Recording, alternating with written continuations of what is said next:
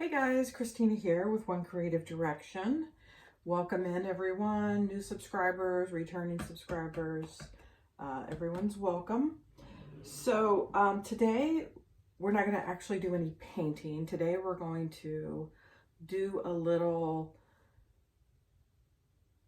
I guess, information sharing, answering questions. So probably the bulk of questions I get about videos on my YouTube channel are related around how I coat my art.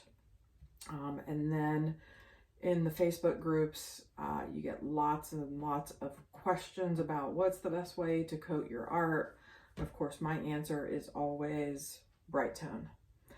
I've been using Brite tone, just to give you guys a little bit of background. About almost 2 years ago, I purchased a Cricut machine, and I thought I would make myself some decals and, do some projects because I don't really know anybody where I live, and I thought it would keep me out of trouble. So I did. I made a few decals, but then I started making tumblers. As you know, that's all the craze. Well, this was about 2 years ago, and because I'm just creative and my mind was just, figuring out all these things that I could put on a tumbler, I started making them like crazy. Well, at the time, I didn't know what I know now, and I started using resin, and I didn't use it for very long. I'm guessing maybe 3.5 months. And when the weather got too cold for me to do it in my garage, like a ding dong, I moved the process inside.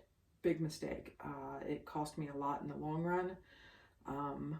So my goal here is to go over how Crystalac works versus resin, and then share as much as I can about, some of the best ways that I've found and that were shared with me by the company owner of the company that sells these products, Crystalac, because he's helped me a lot in figuring out the best way, the easiest way to process my artwork. I do a lot of painting on wood surfaces, so I always have concerns about, dry time and stuff when you're not working on a canvas, versus ceramic versus wood, etc. So anyway, back to the resin. I almost lost my eyesight. I started getting these, I don't know what you call them, things in my eyes. I had trouble seeing, focusing. It was kind of an overnight type of thing, which led me down a path of discovering just how dangerous resin really is. So I'm not going to go over that because obviously the choice that we make to coat our art is our own choice. For me, the choice at that time in making tumblers, I completely gutted the room that I had brought it into, tore everything apart, cleaned it, and got that toxic stuff out of my house, and inadvertently, with the help of my daughter, discovered Crystalac. Immediately bought it, immediately fell in love with it. Now, I'm really good at adjusting to changes.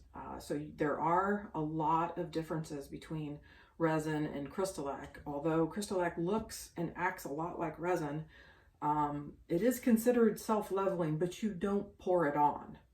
You brush it on, or you rub it on with your finger, depending on what you're doing. I prefer a brush. A lot of people that do tumblers just put it on with their hands. It's a preference, but it is perfectly safe to use inside. It has such a unnoticeable odor, which makes it great. It's water-based. You can clean it up with water. There's no A and B mixing, toxic fumes. You don't have to wear PPE. You don't have to buy the stir sticks and the rubber gloves and all those things that come along with working with resin. So everybody's like, oh, well, it's so expensive. It actually isn't that expensive. So you can buy, I buy the Brite tone, and at first was buying it in this size tub, which is, I think, a quart. I can't even read it because I don't have my glasses on. But I had bought a small one, and it lasted, when I first started, maybe 4 or 5 months. And then I bought this size in the Brite tone, and I've actually had it for almost a year now. So because you layer it, you put accumulating layers, and they're very thin layers of Brite tone. So, you know, the weight compared to resin is very insignificant.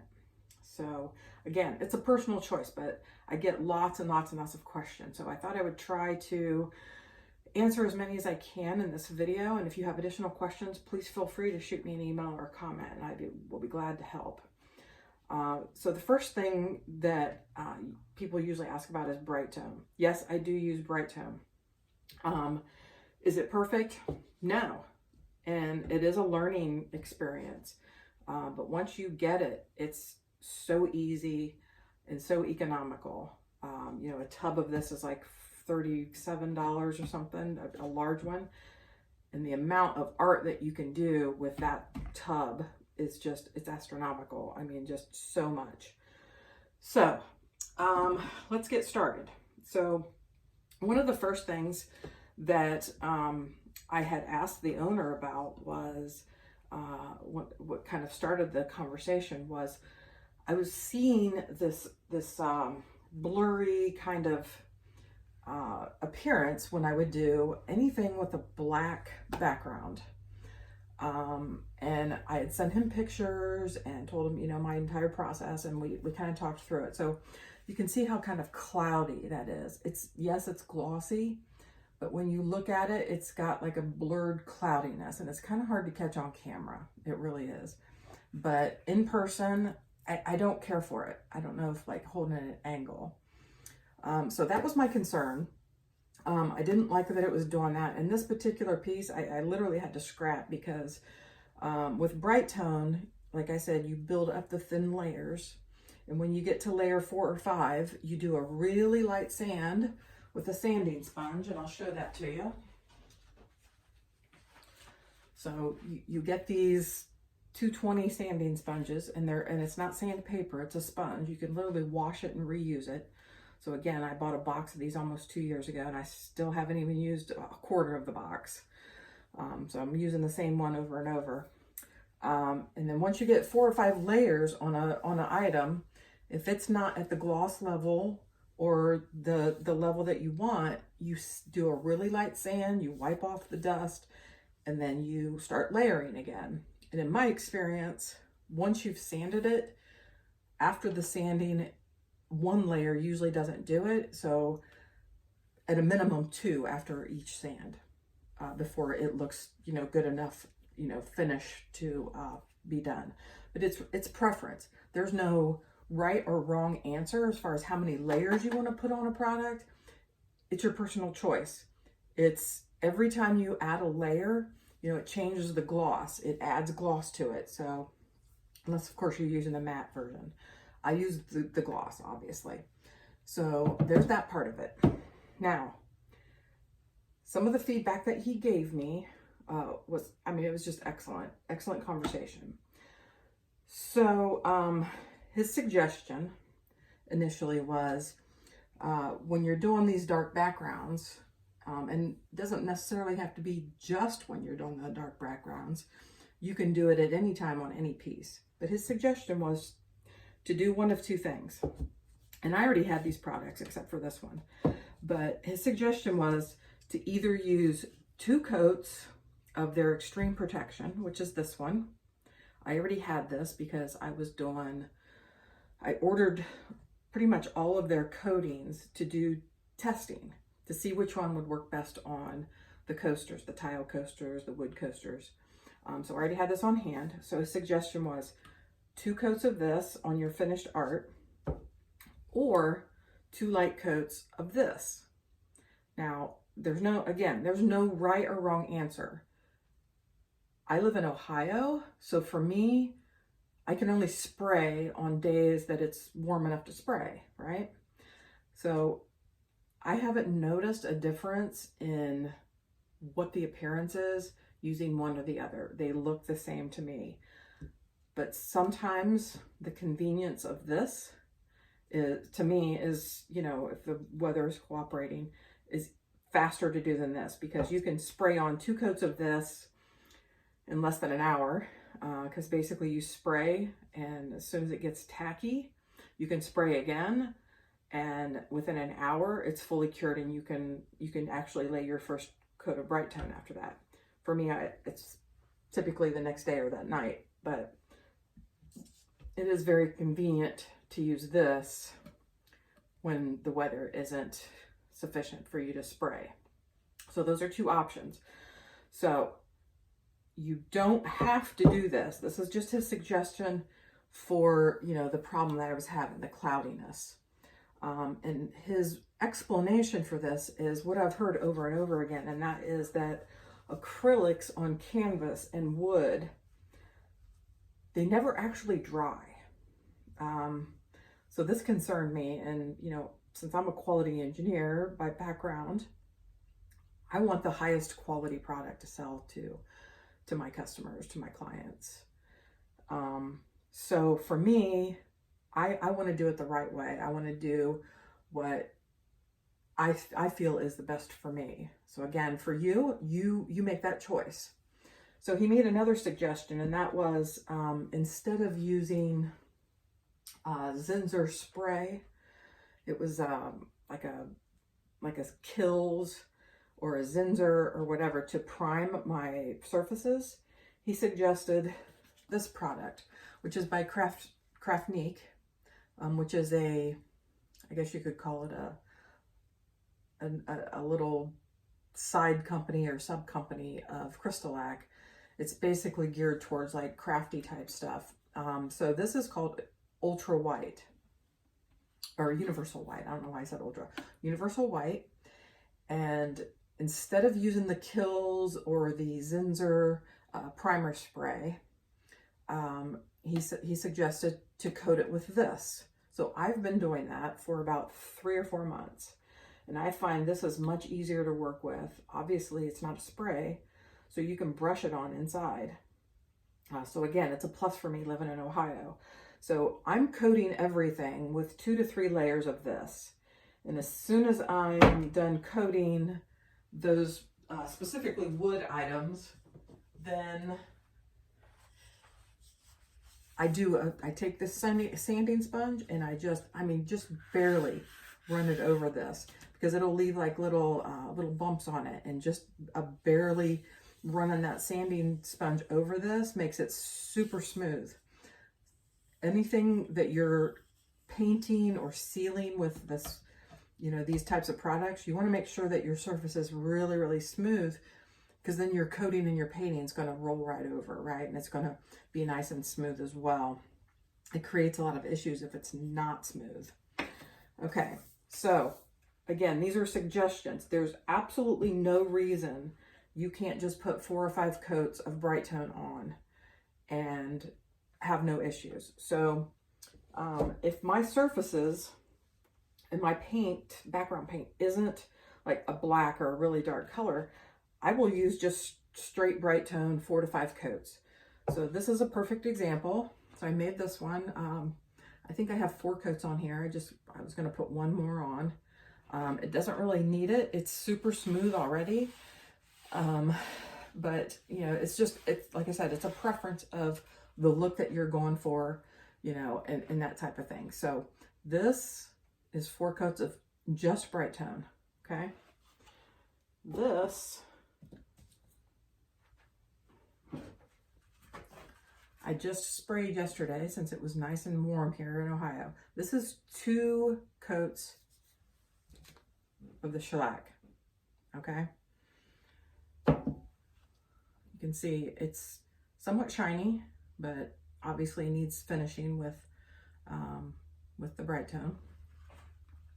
So I just kind of want to give you guys some visuals. And this is 2 coats of Extreme Protection, which is this, and 3 coats of Brite tone on top of that.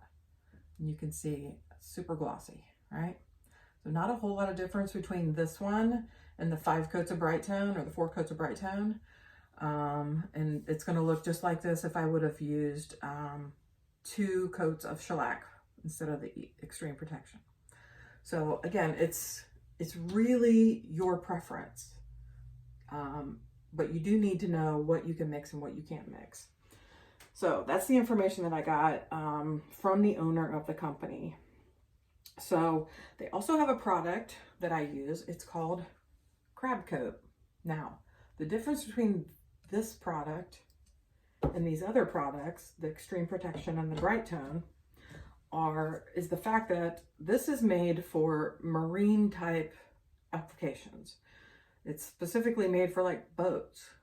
It has the ability to expand and contract. So if I'm doing an outdoor item, I had a commission last summer for a gentleman that wanted 18-inch wood rounds. He wanted 4 of them and he wanted to put them outside on his fence in his backyard. I used this Crab Coat to coat them. It should hold up pretty well. I do know, I didn't do any testing as far as like winter and how it would react to the winter weather. But he did assure me he was going to take them off of his fence and put them in his shed over the course of winter. So hopefully those will hold up. That was the first time I had used that for that type of application. Now, I've done a few things for bathrooms and kitchens, and I use the Crab Coat just because if it's going to be around water or humidity or whatever, I want to ensure that there's no issues. So this looks the same when it's finished that these do. This is the gloss one. So it has a really nice high gloss to it. So same thing. Okay, so that covers all of those. And there's one other product that I wanted to, kind of mention, and that is Crystalac also on their website has an extender. I didn't purchase it because I had already purchased some products and I discovered that, an extender would help, and I just went ahead and bought it from Amazon. So it does the same thing as the one on the Crystalac site. You can order either. I think any extender is probably going to work as long as it's water-based. So you go by the instructions on the bottle and it'll tell you like add a percentage of this into, whatever coating you're using. So basically what this does is it increases your working time a little bit. So with resin, if anybody out there has done resin, you know that you have, depending on the brand, 30 to 45 minutes of working time. So this extends that time because you're laying really thin layers. It dries fast, obviously. And one of the advantages of using this as a base coat before you lay down the Brite Tone is it prevents that Brite Tone from being dried up into the paint right away. So it lays a coat on there, and it's kind of like, I guess, an isolation coat, so to speak. So it does help the application of the Brite Tone in my experience. So just some things to throw out there. So what I typically do is I keep my Brite Tone, my Crab Coat, and my Extreme Protection in a bottle. And if I'm filling up this bottle, then I put approximately 10% of this in there. And that helps extend your working time. You don't need a lot because, like I said, once you get the process, it's a done deal. It's magic. Okay, so that's pretty much all of the products that I use for the most part. I mean, there are some other Crystalac items that I use on other things, but as far as coatings go and prepping your surface and that type of thing, these are the items that I use.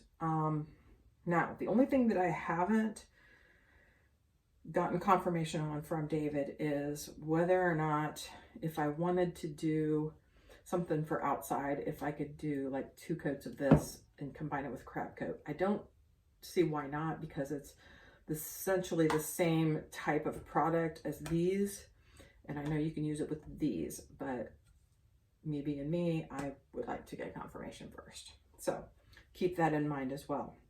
So there are some advantages also of using these types of products.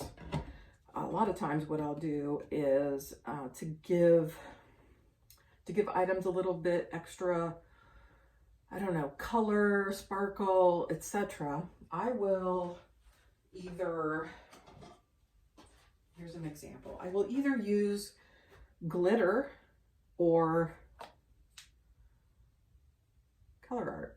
So you can actually put these pigments, and I usually wait till the very end of what I'm coating. I usually like have a bunch of stuff I'm coating, top coating all at the same time.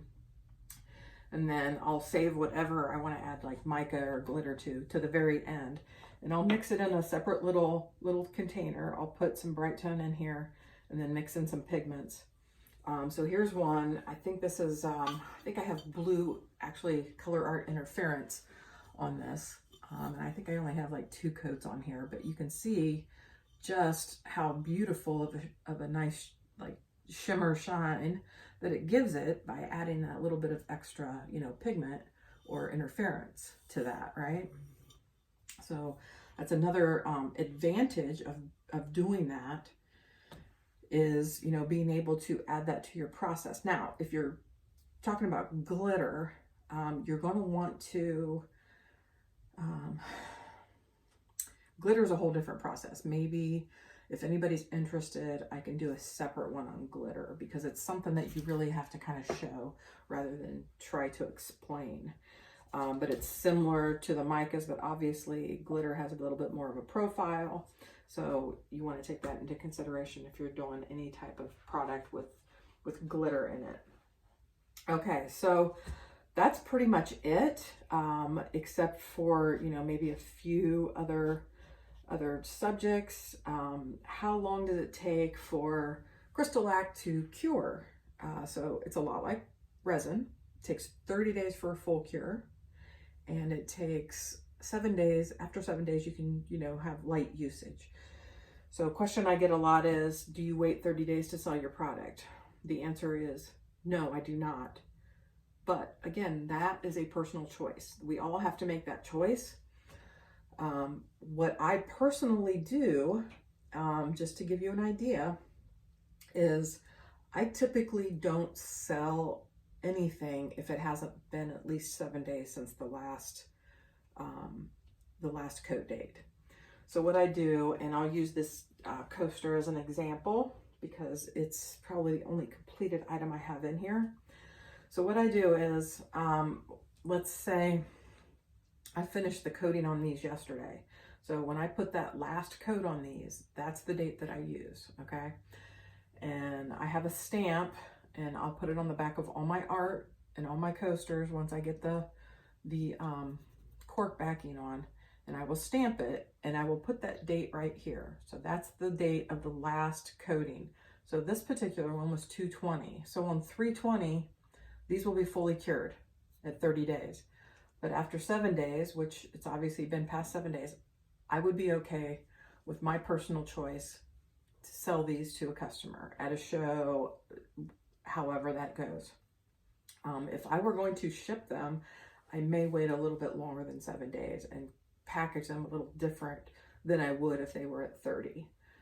Okay, so just something to keep in mind as you're using this. So it's not a whole lot different than using resin, and the fact that, you know, it cures around the same time frame.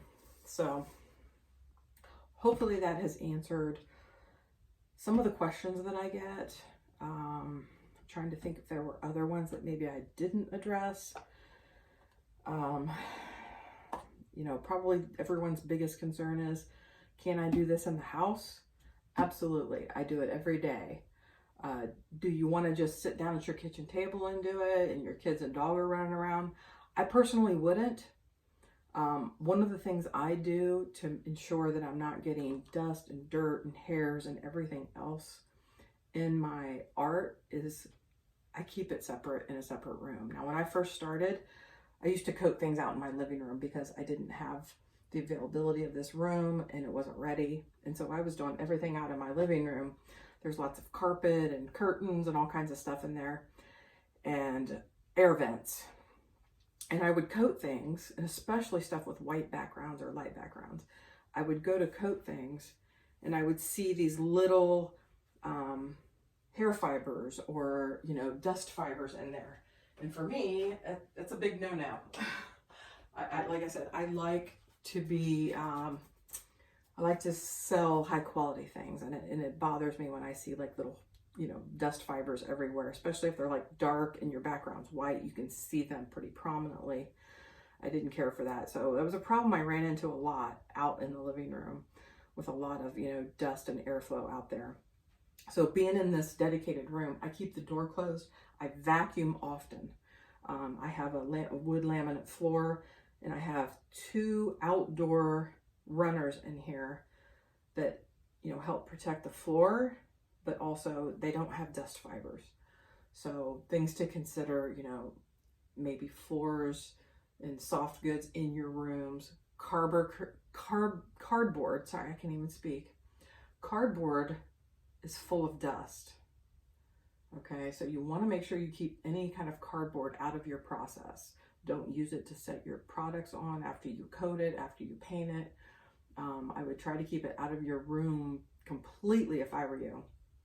And then when I coat things, I set them on a hard surface. So there's nothing, no dirt or anything, and I keep those surfaces really clean. Another thing I do is, this is the type of brush that I use. So I get asked that a lot too. But again, it's your preference. You could put it on with your finger if you want. You can put a glove on your hand and put it on with your finger. It doesn't matter. You have to find what's, you know, what works for you. For me, I like these soft brushes, right? You don't want anything with a hard brush. It'll leave brush strokes. You want really soft tack-on brushes. Okay, they come in all different sizes. I actually got these on clearance at Michael's. These were expensive, like $20 brushes, and I've had them for probably a year now, and they're in great shape. So what I do before I coat to ensure there's no dust fibers is I will take and I will do this to my brush and I will blow into it. And, you know, they have a tendency to, you know, collect dust in there, or fibers or whatever. So I want to make sure I get them all out before I put the coating on.